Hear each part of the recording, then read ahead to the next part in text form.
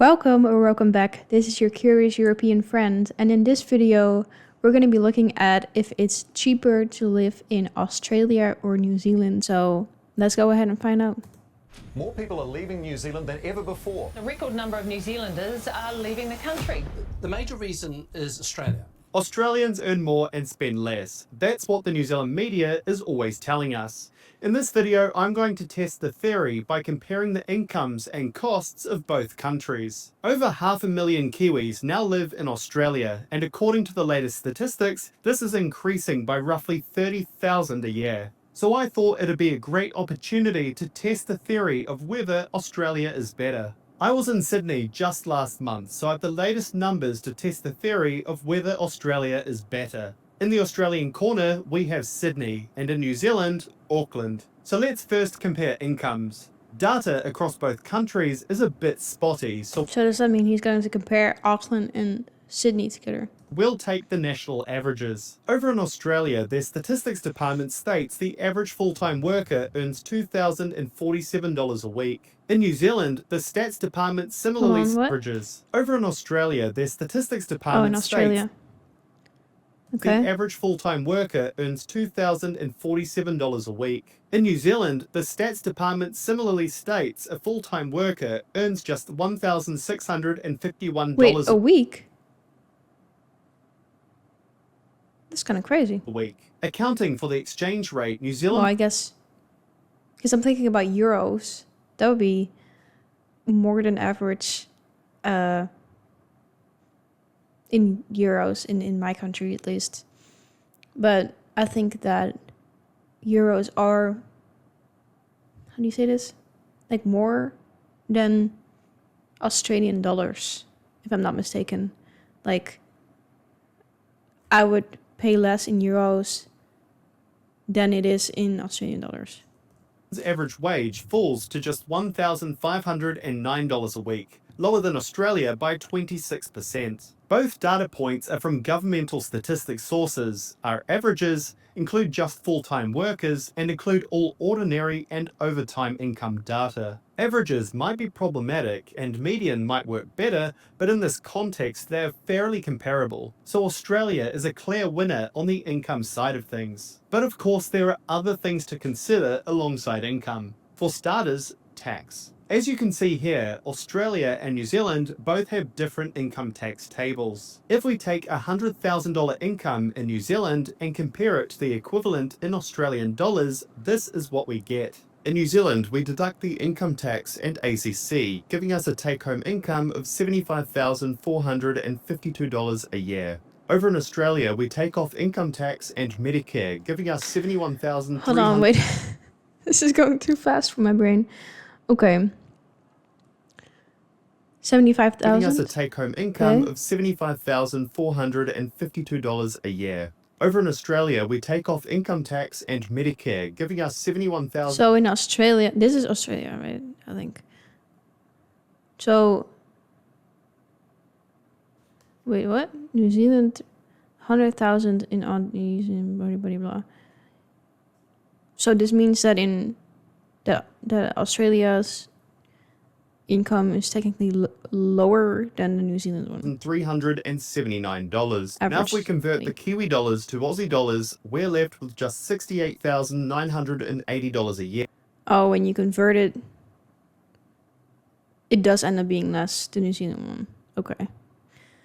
Yeah, 3.4% less than the Aussies. So on an income of around 90,000 Australian dollars or less, you'll be paying less tax than you would on the same income in New Zealand. Assuming in Australia the super is added on top of the salary and adjusting for KiwiSaver in New Zealand too, the difference in incomes at 100,000 Kiwi dollars a year widens to a substantial 11.8%. So all in all, though the Australian tax band widens to a whopping 45%, the average person is taxed less in Australia. And based on our like-for-like comparison, Aussies come on top for incomes. Just 10% of you watching currently subscribe to the channel. If you enjoy content just like this, please be sure to subscribe down below. It really helps me create more content just like this. But now, let's compare the costs in New Zealand and Australia. Broadly, Okay. I'll be looking at 4 areas of spending: housing, food, transport, and utilities. So let's kick off by looking at the food. Between Woolworths in Australia and New Zealand, I'm comparing the price of 50 staple items to get a rough gauge of the difference in price. 50 items. Okay, let's go. There are thousands of possible comparisons, but I just want to give a high-level view here. Starting with the meats, chicken breast is currently on special in New Zealand, pushing the price slightly lower here. Oh, okay. I was gonna say, like, is this in what currency is this being compared? But I guess he's transferring Australian dollars to New Zealand dollars. Okay. So it's cheaper. Chicken breast is cheaper in New Zealand. Okay. Than Nice in to know. Australia. It's the same for thighs, roughly 10% Okay. cheaper here. Drumsticks, on the other hand, are 25% cheaper over the ditch. Beef mince is substantially cheaper in Australia by 36% for the standard mince and about 20% on the premium stuff. Oddly, steak in Australia is more expensive than in New Zealand by 20% on the Scotch fillet and 23% on the porterhouse or sirloin. Yeah, that's random. Pork mince is a whopping 41% cheaper in Australia and 10% for pork chops. Looking at lamb, a Okay. leg is 32% cheaper in Australia and the mince 41% cheaper over there. And to round out the meat comparisons, salmon is cheaper over the ditch too by 17%. All in all, purchasing all of these items in Australia would have cost a little under $280. In New Zealand, it would have cost $305, making New Zealand meats roughly 9% more expensive on average from this limited range of items. Moving over to fruits and Okay. vegetables, bananas are marginally cheaper in New Zealand, while avocados are currently cheaper over there by 80 cents. Strawberries are cheaper in Australia too by about 10%, and apples are a whopping 41% cheaper. Lemons are 24% lower in Australia, plums 46%, but limes are lower in New Zealand by 37 cents each. A big surprise was seeing the price of kiwi fruit coming in 36 cents cheaper in Australia.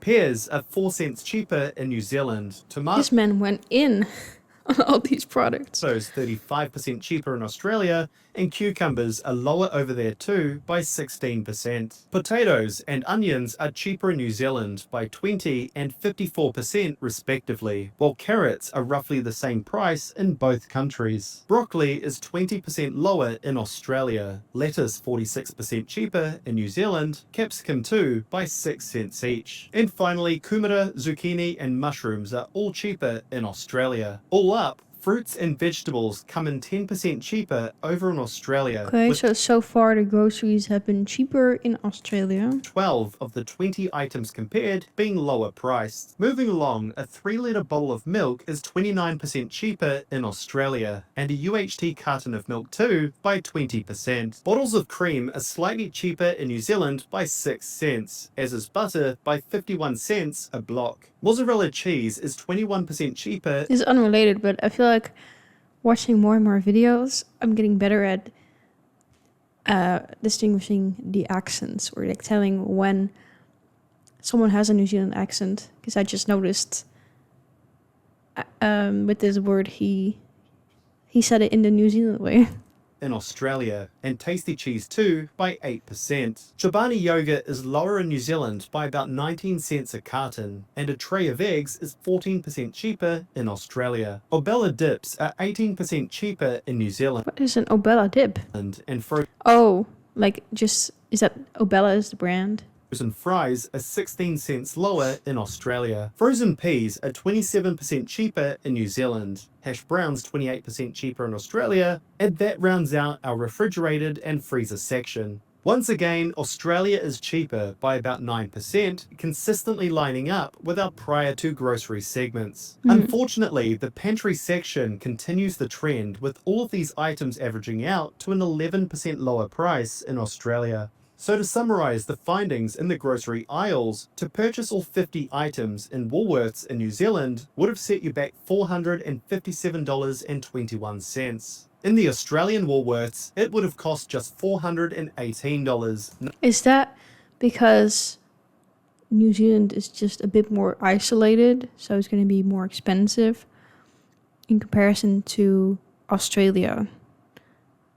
Even though Australia is also not like landlocked with any other countries or anything, but it's like New Zealand's even further away. So I don't know. 9% less than in New Zealand. 19 of the 50 items were priced lower in New Zealand, and the remaining 31 were priced lower in Australia. So Aussie clearly has lower priced groceries. The next area of costs I want to explore between the two countries is housing. According to CoreLogic, the median house price in Sydney is just under 1.2 million Australian dollars. Brisbane, Canberra, Adelaide and Perth trail, sitting around the 800 to This 900 just sounds like so much. $100,000 mark. According to Opus I wonder Partners, how much that would be in euros. here in New Zealand, Auckland's median sits at just over $1 million Kiwi dollars. Once converted, it sits at 918,000 Australian dollars. If Auckland was in Australia here in New Zealand, Auckland's median sits at just over $1 million Kiwi dollars. Once converted, it's okay. So it's more expensive in Australia. it sits at 918,000 Australian dollars. If Auckland was in Australia, it would have the second highest city median price. Let's explore the cost to service a mortgage in both countries. Taking the table of Australia's median house prices by city and Auckland representing New Zealand's highest median prices, let's overlay that with the latest rates assuming a 20% deposit. ANZ currently charges Australian borrowers a 6.99% variable rate, and in New Zealand, the same rate goes for 6.89%. The mortgage repayments on Sydney's median home would cost 30% more than in Auckland. All other Australian cities would have lower repayments on the median home, with Brisbane coming in closest with just 1.6% lower repayments than in Auckland. The housing mix is likely to be similar between Australia and New Zealand, so as a general statement, house ownership is more affordable in Australia with the exception of Sydney. Let's now take a look at rent. Here is the median rent paid in each of Australia's main centres. Sydney tops the list at $775. I actually want to just see. So it's Sydney, Melbourne, Brisbane, Adelaide, Perth, Canberra, Darwin, Hobart. Okay. All capital cities, $650. A week, while the others sit between $580 and $680 a week. Using tenancy services data in Auckland, the median for a 3-bedroom house, assuming that in itself is about average, is 795 New Zealand dollars a week. In Australian dollars for comparative purposes, this drops to $723 a week. This places Auckland squarely behind Sydney, but much higher than every other city in Australia. So like kind of the same as the prices for owning a house. So if you're renting, New Zealand is likely to be a more expensive place than Australia, unless you're looking at Sydney. So we've looked at housing and grocery costs. Next up is transport, starting with public transport. In Sydney, catching a train for roughly 5 to 6 kilometres from Circular Quay to McDonald Town Station would cost $2.94 in Australian dollars. In Auckland, from Britomart to Newmarket would cost $2.80 for the same distance, or an equivalent of $2.55 in Australian dollars. So for a short train ride, Auckland is 13% less expensive. If, on the other hand, the journey was about 12 kilometres, Sydney would cost $3.65 to Croydon Station, while Auckland would cost $4.65 out to Ellerslie. Accounting for the exchange rate, Auckland is now 16% more expensive as compared to Sydney when we look at longer journeys. Catching a ferry from Circular Quay to Rose Bay takes roughly 12 minutes and costs $7.13 per journey. In Auckland, Britomart to Birkenhead, a 13-minute journey, would cost $7.40 or $6.73 in Australian dollars. So a short trip on Auckland ferries would cost around 6% less than in Sydney. So for public transport, Auckland comes out on top for shorter journeys and ferry rides, while for longer trips, Sydney comes out on top. The other side of transport is the cost of owning a car. A Hyundai Tucson would cost around $44,990 in New Zealand drive away. In Australia, the same car would cost $40,990 in Australian dollars, or $45,076 in New Zealand dollars, just $86 more. A Ford Ranger Wildtrak, also like for like, would cost $76,990 in New Zealand and $76,627 in Australia. So in nominal terms, they're about the same, but once we convert into New Zealand dollars, in Australia it would cost $84,267. This comes out to around 7,000 New Zealand dollars more than if you bought the car in New Zealand. So new cars look to be at least as expensive in Australia as they are in New Zealand. Annual registration fees in New South Wales are $79, plus a vehicle tax, which for the average car around 1.5 tonne would be around $374 a year. So if you add those up, it would cost around $450 a year, excluding inspection and plate fees. In New Zealand, we only have an annual registration fee of $135.84 a year. Fuel, on the other hand, is a lot more expensive in New Zealand. Just outside Sydney CBD, in Redfern, BP charges $1.85 per litre for 91, and for diesel, $1.92. In Auckland, just outside the CBD, in Newmarket, BP charges $2.72 per litre for 91, and $2 for diesel. Adjusting for exchange rates, in New Zealand, 91 fuel costs 62 Australian cents more than in Sydney, while Sydney charges 10 cents a litre more for diesel. So overall, transport costs are fairly even between Australia and New Zealand. There are some things cheaper in New Zealand, like registration, cars, and short-distance public transport, while in Australia, fuel and long-distance public transport are cheaper. Now we reach our final category, utilities. In Auckland, using 1,000 litres of water a week would come at an annual cost of $573.48, including a fixed charge, water and wastewater.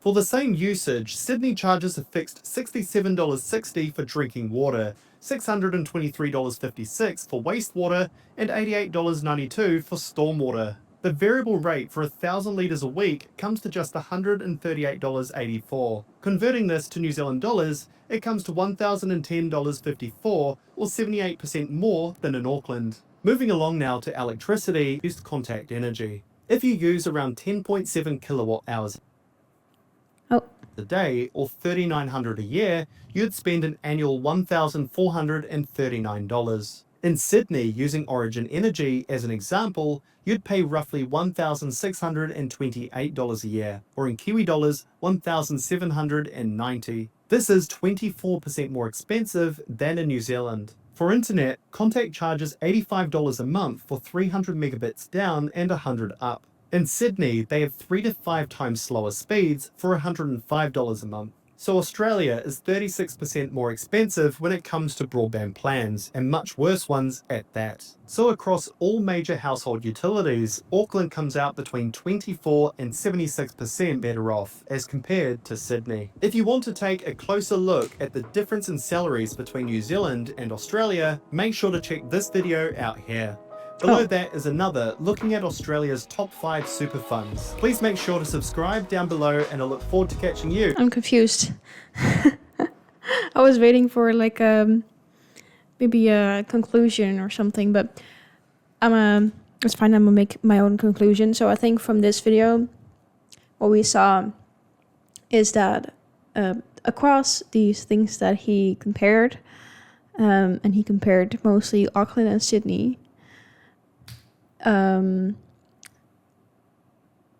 Sydney would be cheaper to live in than Auckland, with everything that he included in these lists. The transport was about the same, and the utilities were cheaper or are cheaper in New Zealand. But I feel like it is kind of hard to compare, because of course this is just Auckland and Sydney mostly. So and I guess you can say like, yeah, it's kind of the same because those would be most similar in expenses, I think, but still that's kind of maybe inconclusive to say which country is actually cheaper to live in, because you're just using those two, even though they can be an example of where it could be cheaper. But I don't know if, you can really take that and run with it and say this country is cheaper. But yeah, based on this, it seems like he's saying that Australia would be cheaper to live in. Let me know your thoughts on this. What you think? Can you compare Auckland and Sydney like that, and just say that either country is cheaper to live in? Or what have you found if maybe you've lived in both, or you have been on vacation there or anything? Let me know in the comments.